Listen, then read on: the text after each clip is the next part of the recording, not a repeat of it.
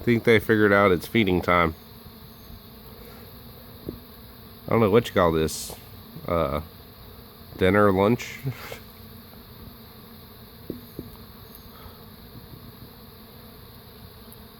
So this is the second time I've really seen them really go to work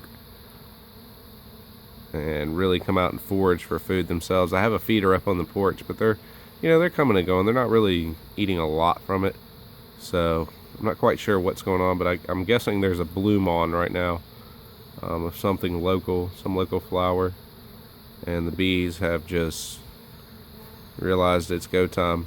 This is about a week and a half after the first emergence of the new brood off a 3-pound box, and a lot of new brood is emerging from the hive and foraging, which they're not really supposed to do that, but I think a lot of the older bees have died off in time, and they are doing whatever they can do to make sure the hive thrives and continues to do well. So that's it for today.